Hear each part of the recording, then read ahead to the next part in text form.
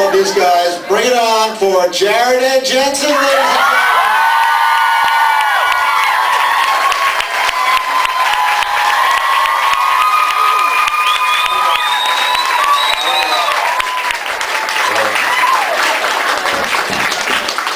Yours is louder. Can I up mine a little bit so I sound more important? Morning. Wow. Hi guys, welcome to Chicago. Well, y'all should probably welcome us to Chicago because a lot of y'all have been here for a couple of days. Thank you. Yeah. This is what, 4, 5? Don't count. All my lines are written for me, man. I'm paid to think. I'm paid to talk. How's it been going this weekend? Misha, do anything outlandish? Pumpkin colored underwear. I'm sure. Who does that anyway?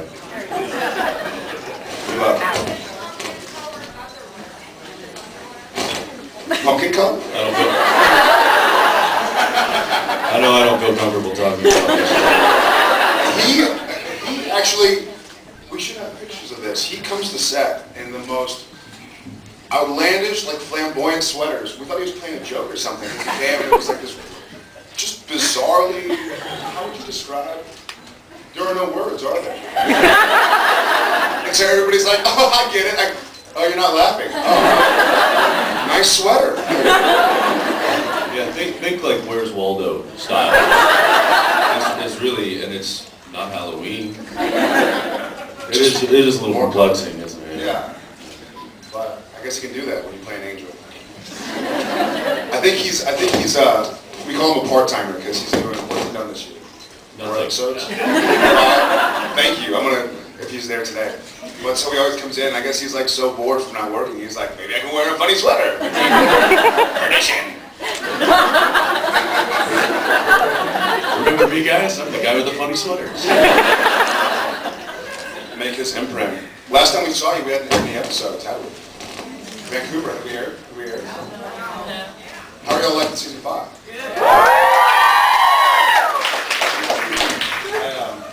I had a funny conversation yesterday.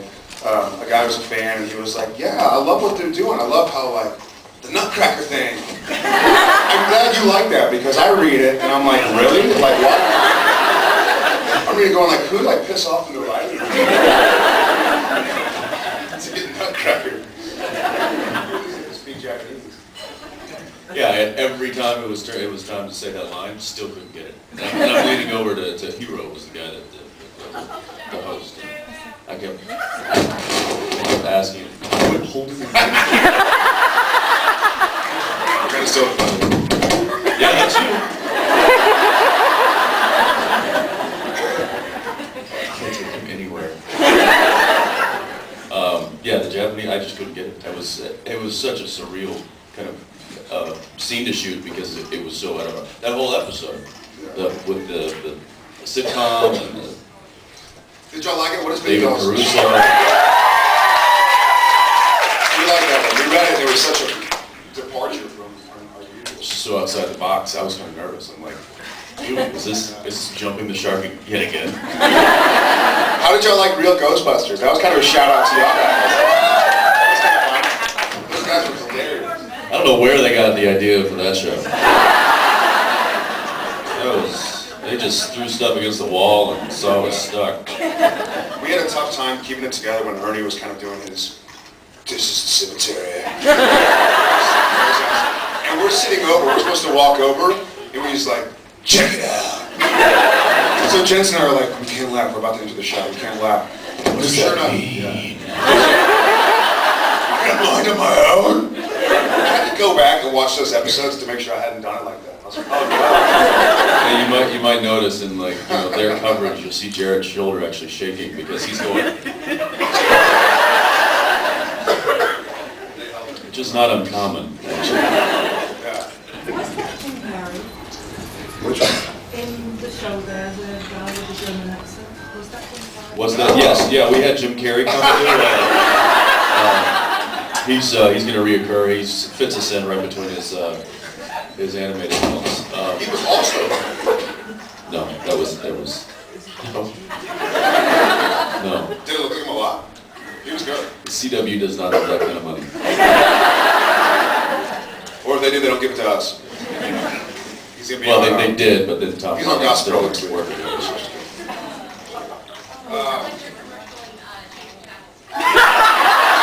My commercial?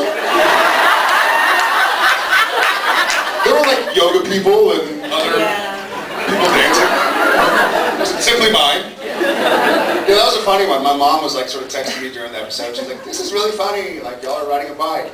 And she's like, Once again, the gentleman I was talking to, I was like, I get hit in the nuts. I get, a herpes commercial. Yeah. I'm a car. I'm like a mechanical. We just go. I grew up watching Knight Rider. I had like the little Knight Rider pedal thing when you're a kid. How many episodes of CSI did you suffer through to... No. Here's if you go on YouTube, gotta love those YouTube users because they've actually comprised an entire montage of David Caruso doing the one-liners and the glasses. So all we really had to watch was that 30-second clip. Nailed it. Swamp strut? Yeah. And that most people swamp strut, and it was so perfect. It was. We're actors. You know what's funny is that Bob Singer, who you'll know, he was like, "Have you ever seen Jim Carrey and David Letterman doing Caruso?" And I was like, "Yeah." And he goes, "That was your Caruso." He was like, "You were doing Jim Carrey, doing David Caruso." Yeah, Jared was doing the Jim Carrey's version of it. I just didn't feel comfortable channeling David. I didn't want to go there with my psyche. I didn't know if I'd ever do So that. once you go there, Yeah, I didn't know. I'd heard rumors. it's a dark road. Yeah. What's funny is it actually has been a running gag on Supernatural, on set Supernatural for like years. And whenever there's sort of a line that's a bit on the nose, we'll kind of do the plane crash here. So it's funny that we get a chance to put that on camera. And apparently, I actually got that, snuck that line in. The plane crash here.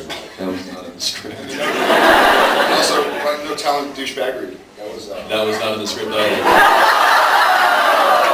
He has a little writing credit at the end. Written by Jensen. Apparently, Just, get a wild hair. apparently Sean Passionate Rhimes about created David Ghostbusters. Caruso. The which? So I'm very passionate about David Caruso's douchebag. We have a friend, or we have somebody who works on set, and she's friends with Shonda Rhimes, who created Grey's Anatomy, her assistant. And she's like, apparently Shonda loved it, like had a great time watching Dr. Sexy. Jensen's kind of fangirl reaction. I thought that was really funny. I didn't know how that was going to turn out. I like the doctor.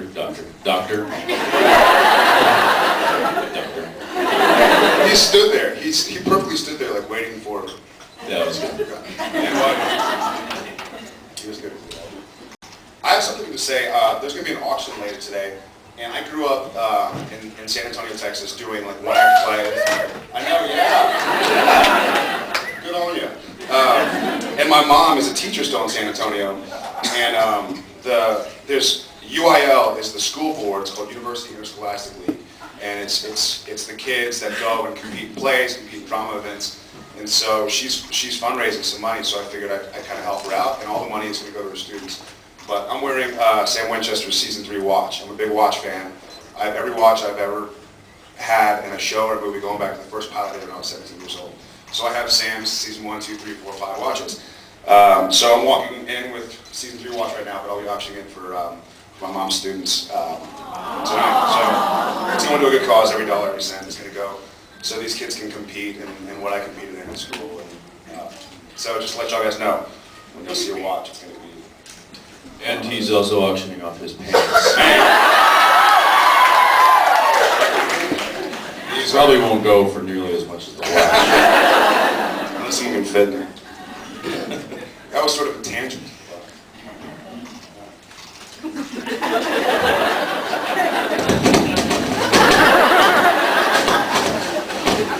I'm so technically savvy. I know. You think after all this time, but nobody. Absolutely. Have we run out of material to talk about? You can dance. I can't dance. What's that? 6'4". In the end. Yeah. Thank you. Yeah. That was probably the hardest episode I've done on the series. That was, and you guys should know, the guy that played me, when I wasn't playing me, they had actually gone through a casting process to see if they could find an actor to come and play.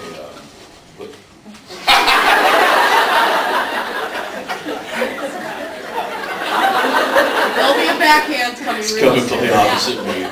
And so I met with like 3 or 4 guys actually, and you know, just kind of rapped out with them, and we ended up going with this one guy, and he showed up, and the first scene that we shot was where Future Dean pulls up in the Jeep and then shoots the guy in the face, and then so that scene was shot first, and then there was this guy. He couldn't. It just wasn't working, right? So we immediately, the producers were like, "It's not working. It's just not, you know, it's not getting what we want." And so I said, "Listen, why don't we just get the guy who next to me has played Dean Winchester more than anybody, which is Todd Scott, my stunt double." So Todd Scott, who is an amazing stunt guy, and he's made me look like a badass since Dark Angel, actually. Who has never done on-camera lines or anything like that. I begged him, and he was like, "All right, man, but you know, I'm gonna warn you. I don't know what to expect." And I mean, this guy was, he sat there in my trailer and was like, took it so seriously, and was running lines with me, and I mean, we're talking like 8 pages of dialogue a day for like 3 or 4 days. It was just Dean on the call sheet. So it was just me and him. All the stuff in the cabin and stuff like that, and it was just a mind boggle, because I'm so used to, as just like an actor, learning my lines. I think we've kind of fallen into the same just a routine, is that we learn our lines and then we get on set and the scene kind of comes together organically, and you know, I react off of what he's doing, and he reacts off of what I'm doing, and that's just kind of where we find the nuances, as Kim Manners used to like always say. He was like, "All right, boys, find those nuances," and that's what we get. Generally, those happen while you're working on the scene, while the scene's happening. I didn't have that, so that crush that I've been using, I guess it's not really crush, it's just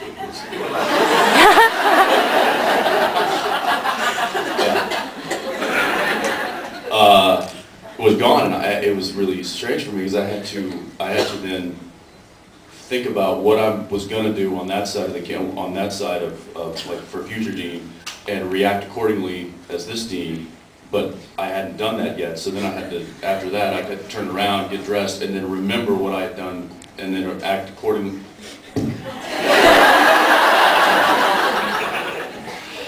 My brain was soup after the end of that. And I called Eric after that episode, and I was like, "Hey buddy, just so you know, I'm phoning in the next 5 episodes." So. I can attest to the last day of season, last day of episode 3. I had 3 days off. I had a Friday and I had a Friday off. I was off like the first day of shooting, and so I had a 3-day weekend. I had been down in Los Angeles, so I come back and I'm like, "Hey, I'm ready to do like my Lucifer scene," and Jensen's kind of like, "Okay, he's a little stressed. I'm going to do my thing." Yeah, I think you hate it. That Lucifer scene ended up being like one of my favorite scenes. Like it was. Yeah, he works like one day and he comes away with like stealing the episode at the end. Sure. But it twist. And it was such a refreshing thing for me, because then all of a sudden, you know, I was working with him again. It was like, oh, finally, something normal. And it turned out to be, you know, really good scene. It was a fun scene. I like the lighting effects. That was one of my favorite episodes when I read it. I mean, it was kind of like, it reminded me so much of the Terminator movies and just sort of I Am Legend. And I was like, you get such a cool episode. It's so neat. My episode, and I was like, shoot me. Table. Yeah, by the end. But it was really, I think it was, now, hopefully, in hindsight, it was worth the... Yeah, it definitely was, you know, there's a nice sense of, job well done kind of thing. Yeah, you go, it's one of those, you finish it and it's like, whew, that was tough, but man, do I feel like I accomplished something good, so, yeah. This is the first season where I feel like, I mean, we're halfway through episode 12 right now. We're over the hump, which is episode 11. And I feel like it's just blended together. Like I remember the end, I remember the last 2 that aired, but beyond that, it's been a blur. I'm trying to think of what's been going on this year. I have no idea. After the end, it's all a wash. How was it to work with Chad Everett? Did he give you hints about? Oh, yeah. And I wouldn't know. Y'all met, what, twice? Yeah, well, I mean, we saw each other on set. He actually showed up a little early, and he didn't like follow me around, but he just kind of, you know, would watch me work. He watched me do a couple of scenes just so he could kind of get the mannerisms, and I didn't realize that I was so Clint Eastwood-like.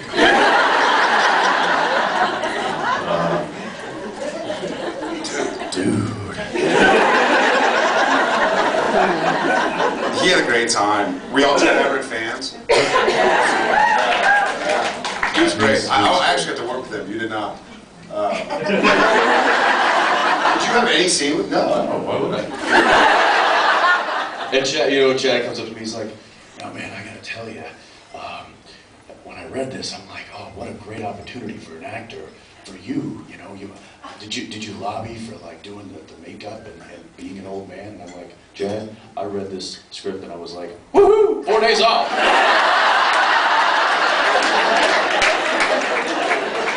By this point, we don't The only thing I saw. There's no opportunity there for an actor. I love the scene with him and Jim in the graveyard. Grumpy old man. You put your hand up and you're being so polite. Is Sam really still have bad blood in him because he always does such nice things? No? I think he always will. I don't think we've really touched on that too much, but I think he always will. And I mean, as we see, you know, and I guess the future can be changed, but he was Lucifer, at least during the end. So that was supposed to be 5 years from now. So he's got to have something going on. And I think that was the idea, and that was sort of the arc last year. Is that sort of tainted blood isn't something that we can kind of exfoliate and go like, all right, it's out of my system. We're gonna get him into the Betty Ford clinic. For demon blood. Interrupted. You. Do you think that Dean has ever told anybody that Sam tried to kill him, that tried to strangle him? I doubt it. I doubt Dean's ever told anybody anything. He's a closed book.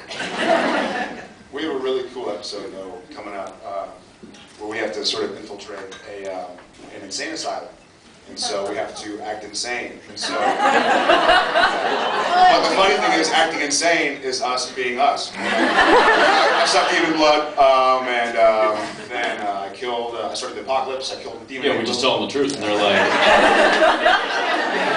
the doctors are gonna want to keep you for observation. Okay. We worked with a great actor, for those of you who know Napoleon Dynamite, John Breyer played John. Puerto Rico. Yeah. Yeah, he's great. He's really funny. He's really good. Yeah. He plays an old hunter, like one of Dad's friends. Yeah, And, yeah, funny episode. that was what, 10? I don't know. 10 is huge. Did the girls or the guys give you all any sort of, we always do a big episode 10 because that's always the big cliffhanger? Yeah. It is, that's right. 10 is next week. Yeah.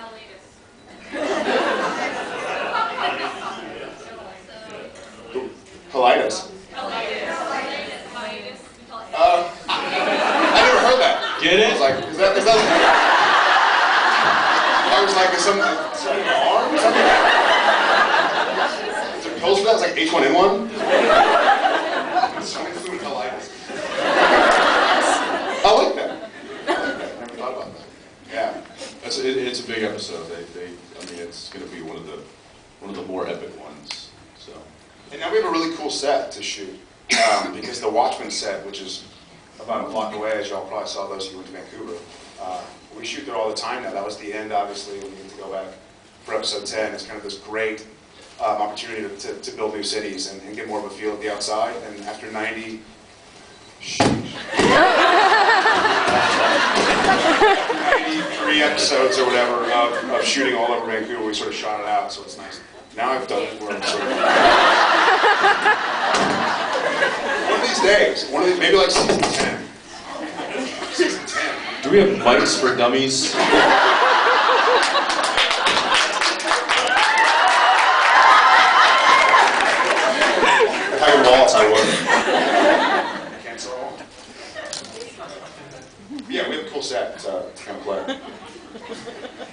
course, now that we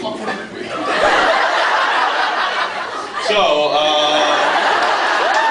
basically the set. It's fantastic. Got it, I'm back. Do you let him buy anything electrical at all? No. No, I'm not allowed. Speaking of though, we just got new bikes. I know. Our little bikes are showing.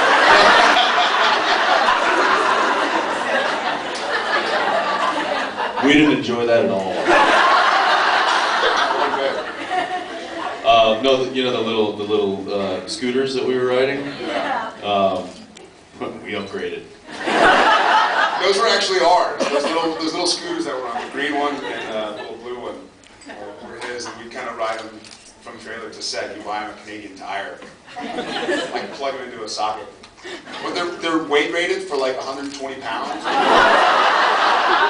They're also age. I think it says 13 and under, or 120 pounds and under. So we're like double the age and double the weight. So we upgraded. We haven't figured them out yet. We figured out that ours have been on TV. We can buy it. That's right. That's right. So now we've got bigger, better, faster ones. We'll see. Ones that actually get him around set. He doesn't have to walk this anymore. He just zips by. Come on, guys. Is that Cliff? How are we looking? We're good. We're good? All right. Hi. You said in season 4, Jensen, that your favourite iconic scene was the hand coming up through the earth when you came back to life again. Where was I in that scene? Probably Los Angeles. Or Hawaii. Both. Tell us how you filmed that scene. I presume I didn't tell you. That was a Kim Manners episode. What he had done is he had had them dig a big giant hole, build a wooden box in the hole, then fill it over with earth. So it was, then there was like a little pipe for ventilation. And of course we shot this in like the beginning of July. It was not cold. And in the top of this kind of underground wooden box was just a hole cut, probably about that big a wide, and they laid a neoprene type of membrane kind of over it, almost like a wetsuit, and it was just layered, it was doubled over. So I had to kind of go like that, and then there was about this much dirt and earth to get through as well. And yeah, it actually turned out to be, man, was I freaking dying of heat in there. And the Oreos. This is my favorite part. Oh, that was the worst. Yeah, and then that same episode when I wake up in the coffin and I break open I rip the wood off and all the dirt piles in and covers me up. That was actually, you make Oreo pie crusts? So it's like crumbled. Great idea, right? And it was our makeup, our key makeup, Shannon, came up with the idea because the special effects guys were just going to use dirt. Hey Jensen, we cleaned all the bugs out of this dirt for you. Thanks, Dar. And she was like, why don't you use Oreo crumbs? And they were like, that's a great idea. Why didn't we think of that? So in theory it was a great idea. The only problem was it was so fine. And I forgot to put my earplugs in. So I was digging Oreo out of my ear for a week. And free breakfast. No, luckily not. You go hungry.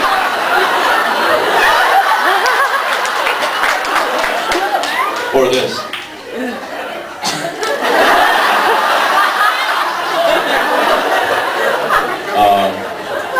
Take your own topics. Yeah, no, I don't think I'd be able to do the show if I was claustrophobic. It's just That's a lot of tight spaces, yeah. Yeah, not fun. Oh yeah. Not easy. In fact, just getting in was kind of a task because I had, the camera was there, and I had to crawl in, and I kid you not, like the hole to get in was maybe that big around, barely, like I couldn't get my shoulders through it. I had to go like this, And they were like, okay, if you just like go in, like head down and snake in, and I did that once in rehearsal, and it just ripped my shins, because it was all metal and wood. So it just ripped my shins up, and I'm like, all right, I'm not doing that again. And then I was like, there's gotta be a way I can get into this, you know, a little more, a little better, and a little more stylish. Vampire. Yeah, vampire. And so I was like, wait, what if I went in upside down and then held on, and then it worked out, so, yeah. But it was very tight. They were showing also, Tight it was spaces. on a raised platform, so they could get the camera in and around it and stuff, and so it wasn't like you were getting into it on the ground, you had to be on a platform. You had to climb up on a ladder and then get in. I mean, the whole thing sat up about, you know, this high. Yeah. So, you know, the things we do. I think, Oh, thanks. shoot. Okay, if there is going to be season 6, would you like to do that, and what possibly could you add to everything you've done already? You know, if they keep writing and you guys keep watching, then I'll keep doing it. So.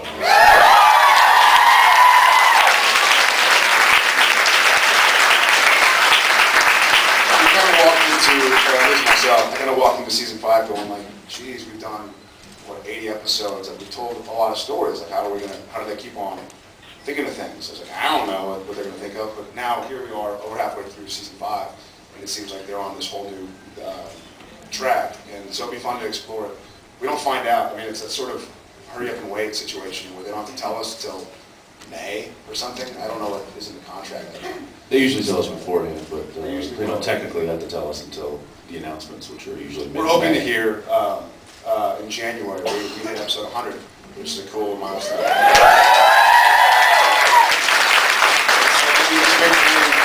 did it for the young girls, I'm sure they did it like in Smallville and stuff, but they'll hold a party for 100th episode, and I think that'd be a cool time for them to release the young girls. Yeah, if y'all want to go up there and be part of that hullabaloo, you can dress as me. Yeah, but I don't know. As far as like season 6, it's all up in the air. Same as it was for this season. You know, last year we didn't know if we were going to go season 5. We thought that was going to be, that 4 was going to be the last year. So if they promise me I don't have to do any more herpes commercials. Yeah, so you know, we'll all keep our fingers crossed and hopefully eke another year out of this. Yeah. But I'm not making any promises. I don't want everybody to like go home and be like, woohoo, season 6. I don't know. When is the 100th episode scheduled to be filmed? We walked into this year with 82, so it would be 18. It would be In January? Yeah, well, January. I think the party's the end of January. Right. So that would make sense. It's right around.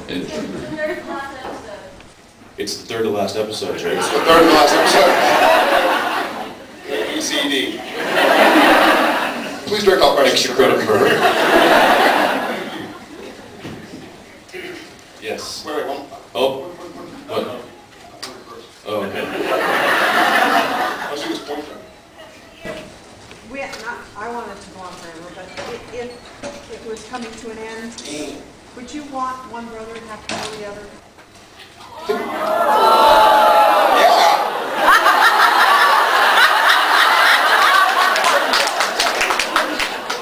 I don't know. It's funny because I think it'd be pretty epic. Either that or we should both go out together. Yeah. So you want both of us? At the same time. At the same time? Maybe the bullets will collide. On the count of 3. That was supposed to be the last one, but you. I'm gonna, yeah, one here. All those different props and guns in the set while you're saying your lines. The, what's that? The props, the guns that they work on, let's like to say that with your lines. How do you do that with the lines? Yeah, let's like to work with that. As far as what, the noise action, or just generally, It's actually just literally doing props the, and stuff while you're on set. We play, I mean, we're always handling like the guns and stuff, so we're actually just very comfortable. I mean, like I'll sit there with my side-by-side sawed-off pistol grip shotgun and just be like twirling with it. And so we just like getting out of the way. Yeah. You know, and then our props, our on-set props. Her name's Robin. She'll be glaring at me, and they'll be like, "Oh, really?" And I'll take the whole thing apart immediately and just be like, "See you later." Yeah, and Jensen and I luckily have seasons and seasons of doing this stuff all the time. But Samantha Ferris, God love her, she's not really versed in the world of guns. So episode 10, which is about, you're going to see it this week, you've probably seen the previews, we're running, we're shooting shotguns, and we're carrying people, we're kind of running off. Poor girl, we have these, they're full loads of Blanks, the blanks, but they're, but still, if you point at somebody and shoot, they're gonna feel it. You know, it's not shooting at. well, there's also wadding that comes out of a blank, which is how no, Brandon Lee, thank you, sorry, which is how Brandon Lee died, was the wadding that came out of a blank. And so we're running, and I guess in the shotgun that she has, you're supposed to shoot it, and you have to really give it this big crank to dislodge the empty shell. To rack it. Yeah. But she kept on, and we're all kind of running back and shooting, and she kind of like not get it all the way down, and then she'd be like, and we're running the scene, the camera operators are running, and they're on this like rickshaw type dolly, and people are like running with cords and cables, and the boom guys are running. It's like I'm carrying Alona, and I'm like, and she'd fire, and then it wouldn't go. In the middle of the take, she'd be like, my finger's up, my finger's up.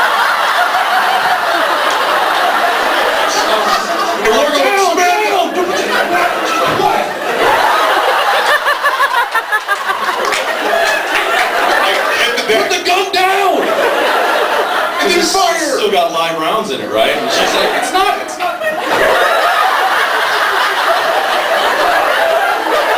And she was like getting scared. We were like, And she's like, what